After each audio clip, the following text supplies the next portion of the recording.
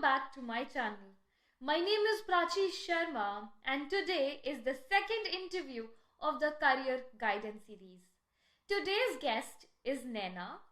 She took PCM in 11th grade but chose not to go ahead with engineering.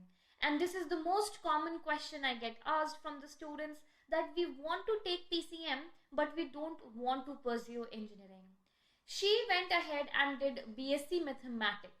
So let's catch up with her and discuss with her how her journey has went by so far, and is she getting closer to what her vision is. So let's welcome Naina. Hi Naina, welcome to our channel.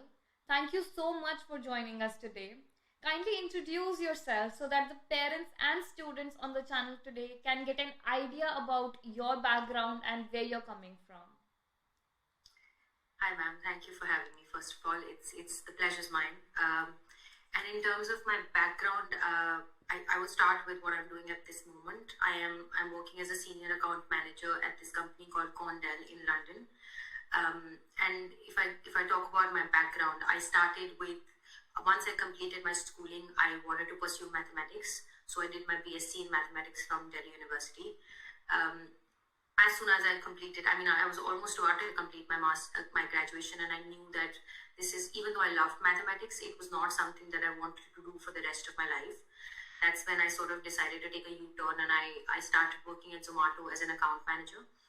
I did that for about a year and a half, and while I was managing accounts, I was also overlooking a little bit of brand management and marketing. And marketing was something that really sort of attracted me. And so I decided to do my master's in digital marketing. I did it from Oxford Brookes University in the UK. And soon after I completed my master's, I started working as a senior account manager with Concise. That's what I'm currently doing as well. So yeah, that's what. That sounds like an amazing journey so far. I think you had some ups and downs and then you got it back on track. So my first question for you is that when you chose PCM, you had a variety of choices. So what made you inclined towards selecting BSc Mathematics for your career or for the graduation that you did? Right. There were many options at that point, and there will always be options, but it's about what you really want to do. And I was always very clear that mathematics is something that I was very interested in. Even as a child, and even when I was growing up a little bit as a teenager, it's something that gave me a lot of pride as well, because everybody in my class hated maths, and I was like, you know what, I absolutely love it, and I'm really good at it. So I always wanted to be a mathematics professor, and so I was very clear that maths is something that I wanted to do. There were options about choosing engineering. A lot of your peers, because everyone's going to that one coaching class. There was a little bit of pressure, but when I aligned myself to understand that maths is what I want to do, I was clear, and that's when and why I chose BSc Maths. At that point in time, did you consider other options other than BSc Mathematics, or you were like clear to go ahead with that? I was pretty clear. There was noise around me, as I said. My mother wanted me to do computer science and engineering. Of course. That's pretty straightforward for a parent to sort of understand and tell you to do. But I did not want to sort of waste my time going around computer science. Language computers was never something that I really found interest in. So I didn't really consider a lot of other options, because I knew I wanted to do maths. So yeah. So once you complete BSc Mathematics, what kind of career choices or options do you get post that? Yeah. Even though I didn't really pursue mathematics after my graduation, I have a bunch of people who sort of continued doing that after college. And one of the biggest sort of courses that a lot of people pick after BSc Maths is actuaries. That's actually something they start doing alongside as well. You can prepare for your actuarial papers, and you can give them as you go. The more number of papers you give, the better sort of job and the better salary you start making. A lot of people around me were also doing CA. So if it's something that interests you, you can do that. In fact, the people that I knew, they were doing CA parallelly to their graduation. You can do it after that or parallelly, whatever is suitable for you. That's also something that is a really good career option. And then finance. If you are really into numbers, and if you're sure that you want to do it in the long run, finance will basically managing other people's money will make you a lot of money. So if you want, if you want to do that, finance is also a brilliant option. And then data science, you cannot deny how much data we're relying on. Every single organization is relying on, and data science is just only going to go bigger. So if that's something that interests you, data science is also a very, very good option. Yeah. That sounds really interesting and very insightful answer, I would say. So, when you chose to go ahead with digital marketing, how does that help you in shaping your career today? And what kind of positions you can apply after digital marketing? Right. So marketing in itself is a massive umbrella, and there's a lot of things that come under it. A lot of people confuse marketing with advertisement and brand management, but I feel like they're all correlated to each other. So once you do like a marketing course, there's a lot that you can do. I know people who came from the background of events, and that is some event management basically, and that's something that really excited them. So they are now into events marketing. I was someone who loved my managerial roots. I came as an account manager, and I really enjoyed doing that. And there's there are positions available where you can do your managerial bit along with marketing, right? So that's something that you can do. And then if you're really into digital marketing, and if you want to stick to that niche, search engine optimization is a massive phenomenon, and it's the basic crux of digital marketing. So if you really enjoy it, you can apply for a SEO expert as well. And the fun side of thing is you can manage other people's social media. You can become a digital media expert. I feel like there's so much to do within marketing, and if you go a little bit specific, you'll know what you want to do, whether it's events or whether it's management or it's brand building or digital marketing. There are multiple facets that you can explore and then pick which one you like the most. I think you've enlightened me as well, because I had no idea that digital marketing could offer such a variety of options, and actually you can go ahead and then select, because as per the basic mindset that we have, we believe that digital marketing is just about advertisements. So thank you so much for such an amazing answer. I'm sure that students will find it helpful. So hopefully, yes. So if you didn't get a chance to go to UK to pursue masters, which colleges you would have targeted in India today, where you would of course focus on digital marketing? Right. First of all, I would say that if I could do it all over again, I would not do digital marketing. Okay. I would have picked a little bit. Yeah, digital marketing is a very niche subject, right? Okay. And if you want, I would have chosen something like a brand management course or something like an MBA. The reason why I didn't do an MBA was because it was going beyond my budget, right? I knew that this was the budget that I had for a master's degree. I'd already done a graduation. My parents were funding my education. Therefore, I didn't want to do an MBA. But if an MBA is something that interests you, that's also a fantastic option. But I would not do digital marketing, so to say. A more generic marketing course is far more beneficial, I believe, for people. And then in terms of colleges, if I would have stayed in India, I would have prepared myself for the IIMs. I don't know if I would have gotten into the top 3, but I'm sure that I would have made it to some sort of IIM, and that's what I would have chosen. If you want to still stick to the government side of things, because it's the government colleges, I feel like they're fantastic. There's also FMS Delhi, which is a management college within Delhi University. So that's something that you can look at as well. And then if you're okay to go private, there's NMIMS, which is Narsi Munji. I have a lot of friends who've sort of done their masters from NMIMS and have gotten great packages once they graduate. And then I was also at that time, because when I was looking for masters, COVID was there as well. Okay. So I was looking at diploma courses as well. If you don't want to specifically go for a master's, and if you are okay with the diploma, Pearl Academy also offers fantastic diplomas, and you can look at those as well. Yeah. I think that was a very calculated approach you had, where you also considered the finances and what kind of different options you had. I think you really had a lot of research in place when you went ahead for this particular course. Of course, today you might feel different, that maybe not digital marketing, but I believe that when you were in that point in time, you made the best informed decision that you could have, right? Yeah, and I think, the only way you will not regret your decision, I mean, I'm not saying I regret my decision at all. If I could do it differently, I would. And the only way to do that is by making an informed choice, as you said.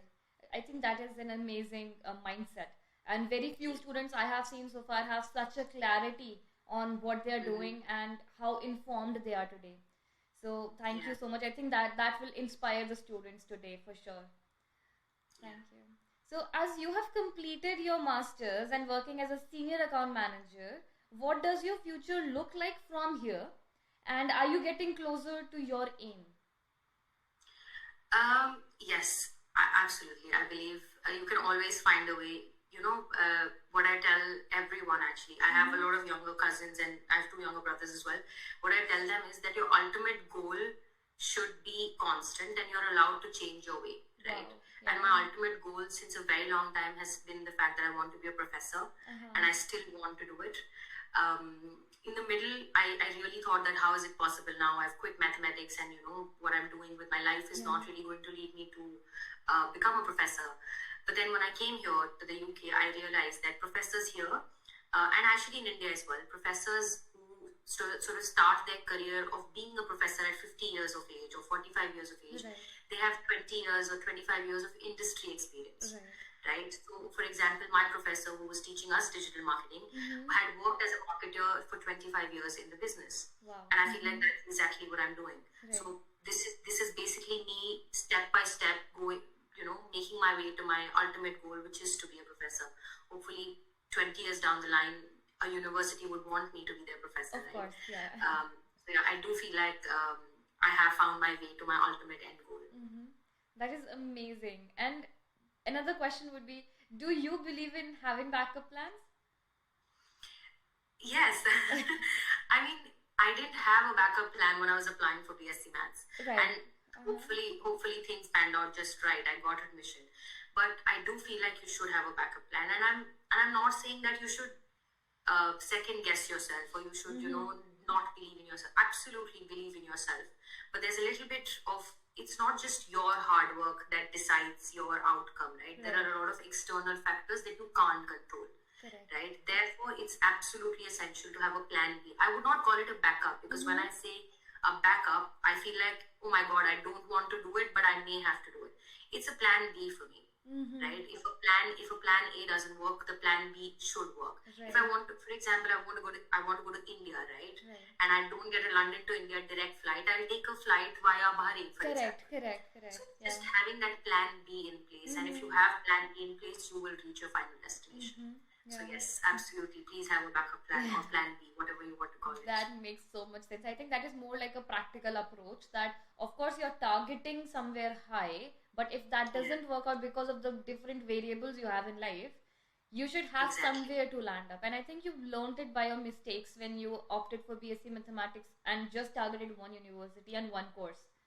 So I think that really helped you, get a better vision when you were targeting for your masters. Exactly, you've put it just right. Yeah, that's good. So what motivated you to go for a less explored field when you could have easily opted for something else and played safe? In my scenario, playing safe would have been doing CS, computer science engineering. Correct, yeah.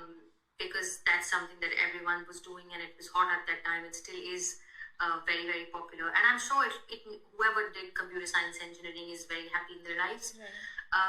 But for me, what made me choose what I chose was the fact that I had faith in myself and I wanted to be happy. A lot of people, we all are going to grow in our lives. We are all going to do great things. Everyone's destined to do fantastic in their lives. Even the students, when I was in school, the students who were not good at studies at all are also doing really well today. Right? So we're all going to be fine, except we have to be happy with what we are doing as well. That's true. Right? 10 years down the line, if I was doing computer science and 10 years down the line, if I would have burnt myself out, what would my life be? So it's important. For me, it was just the fact that I knew mathematics is something that I love.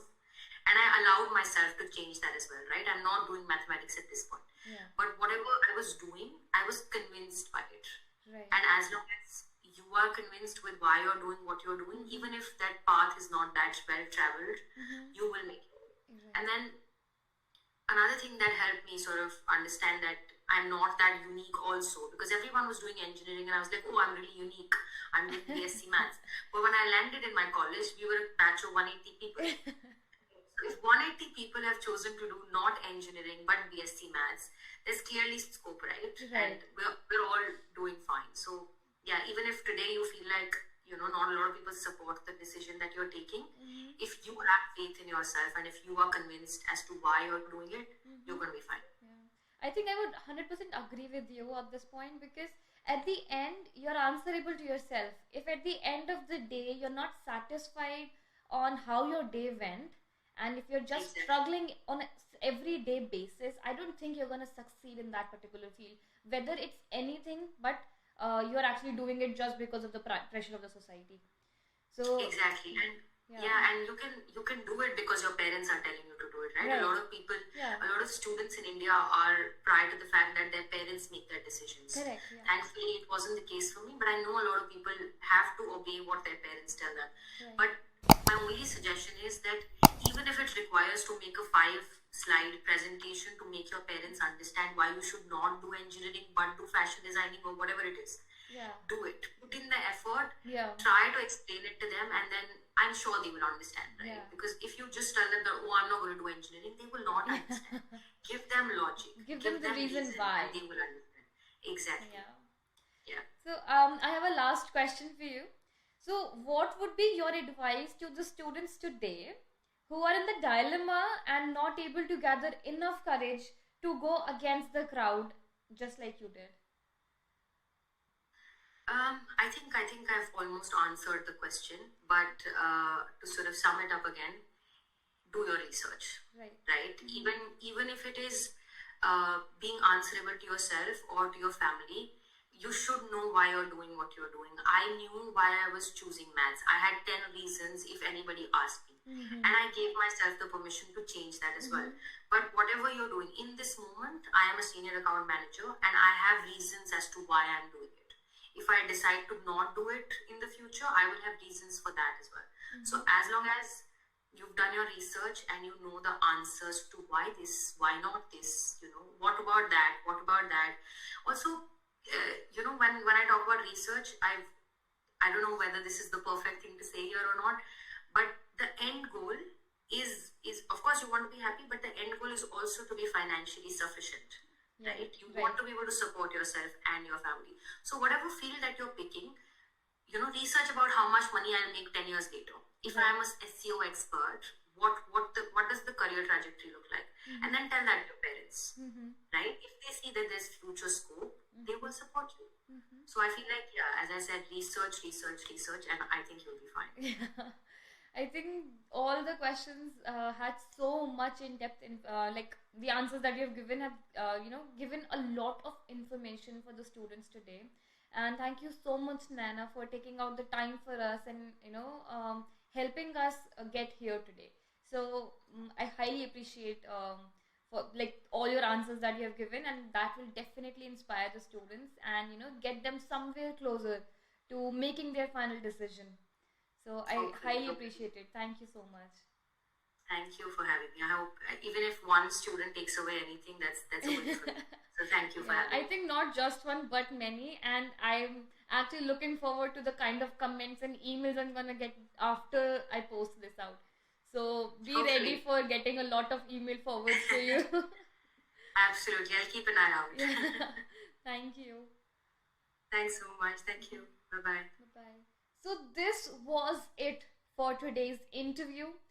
All the answers were the most common questions I get asked from by the students, and Nana has given in so much in-depth insight and so much detailed answers that I'm definitely sure that you're gonna find them helpful. And if you have any questions regarding the similar fields or regarding the similar profession, please make sure that you can reach out to me either in the comment box below. You can also text me on Telegram channel. Plus, you can also write me an email at psclassesicsc@gmail.com. So thank you so much for all your time. and we'll catch up in the next interview.